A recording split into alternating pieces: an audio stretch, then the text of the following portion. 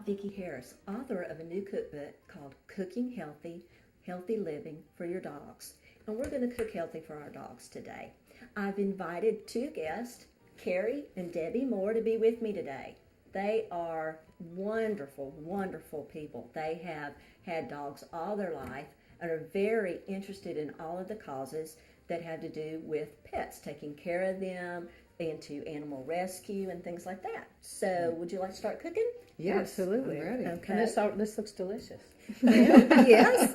For us. That's For us right. and our dogs, we can all eat together. Now, the reason why we are cooking for our pets is because due to the recent pet food recalls, I got interested in this from reading articles and that the pets were dying. And I thought, why would you be dying from commercial pet foods?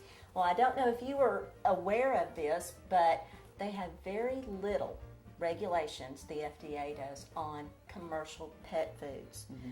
The industry does not require anything but what's considered a statistical analysis. This means it is not tested on any pet. It just means that it has to sound good on paper. So I always say the best way to know what's in your pet's food is to cook it for them. This is wonderful. This is a meat mixture that I call an all-purpose meat mixture, meaning you can make it up as you go, depending upon the diet and the food requirements of your own pet, or just what you happen to have. Today we have some ground turkey. We have ground beef.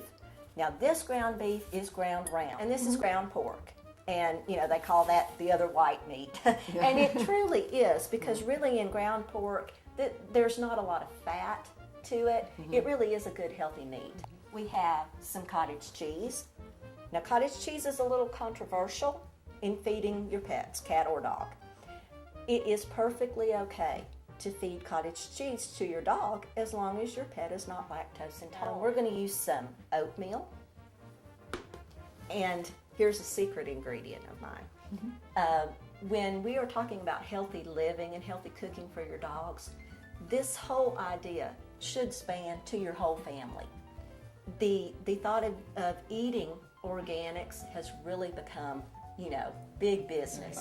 Whole Foods Market, Wild Oats, all of these different stores are popping up and are very popular. So nutrition and health are on the minds of everyone these days. And it just seems natural that if we ourselves are going to eat healthy, we would want our pets, who are our best friends, to be just as healthy. Baby food. Now, what else is regulated more in this world? You don't think the dogs and the babies will be fighting over this? I hope not. No, normally the dogs will eat it, my baby would not. But this is a great way. This is organic, okay? And a lot of times, once again, going back to the cost factor and the time factor, there are many times when we just don't have time to cook all of the vegetables that we would like to feed or possibly put into a meatloaf. Cottage cheese in mine, is that okay? Gosh, what do I look like? Thank you. Okay, that's good. I would recommend that you add this at the end, your oatmeal. If you are not sure, you haven't done this before, and you're not exactly sure the texture of this, go ahead and add the other things, because your oatmeal is going to be your binder. Use some organic chicken broth. You can use vegetable broth, anything you want, beef broth. This is just to make it a little soupier, you know, to have a little more moisture. It does not take much. I mean, it really doesn't take much. Add some more flavor for the Yes, doggies. it does, and they can smell that. Now, I always add an egg. Egg is also a binder. So It's getting more fun all the time. yeah, it just gets goofier as you go. You just tell me what vegetable you want, and we'll put it in there. I'm going to go for the sweet potatoes. I love sweet potatoes. Is that butternut squash over there? Is that what you said? Yes, I want butternut Because I'm going to squash. share in that. this with my dog, so I want to put this stuff I like. There you go. Well, Okay, bring on the binder.